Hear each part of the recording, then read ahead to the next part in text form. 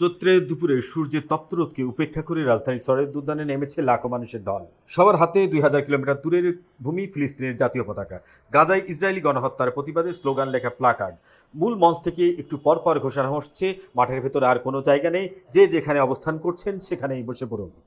জামায়াত ইসলামী, হেফাজতে ইসলাম, জাতীয় নাগরিক পার্টি, এবি পার্টি সহ বিভিন্ন দল, সংগঠন ও ইসলামী বক্তা সহ বিভিন্ন শ্রেণী পেশার গুরুত্বপূর্ণ ব্যক্তিদের উদ্যোগে কর্মসূচির আয়োজন করেছে প্যালেস্টাইন সলিডারি মুভমেন্ট বাংলাদেশ নামের একটি প্ল্যাটফর্ম। আজ সকাল থেকেই ঢাকার বিভিন্ন এলাকা ও আশপাশের জেলা থেকে লোকজন আসতে শুরু করেন সরোয়ার্দী উদ্যান প্রাঙ্গণে। কারওয়ান বাজার মোড়, বাংলা মোটর, কাকরাইল মোড় এলাকা থেকে দলে দলে সরোয়ার্দী উদ্যান দিকে যাচ্ছে মানুষ। দুপুর 12:30টার দিকে ঢাকার বিভিন্ন প্রান্ত ও বাইরের থেকে বাস, মিনিবাস, ট্রাক, মোটরসাইকেল সহ নানা যানবাহনে করে মানুষ এসে জড়ো হন।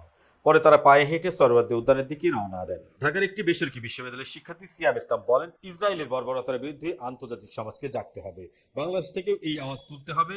এদিকে এই জনসমাগমের মধ্যেও রাস্তায় গাড়ি চলাচল স্বাভাবিক রয়েছে, কোনো ধরনের বিশৃঙ্খলা দেখা যায়নি। সড়কে রাজধানীর বিভিন্ন মোড়ে আইন শৃঙ্খলা বাহিনীর সদস্যদেরকে সতর্ক অবস্থানে দেখা গেছে। মার্চ ফর গাজা কর্মসূচিকে কেন্দ্র করে নিরাপত্তা নিশ্চিতে কাকরাইল মোড়ে পুলিশ ও সেনাবাহিনী এবং কাকরাইল মসজিদ মোড়ে সেনাবাহিনীর সদস্যদের মোতায়েন করা হয়েছে। এই কর্মসূচি চলবে মাগরিবের নামাজের আগ পর্যন্ত।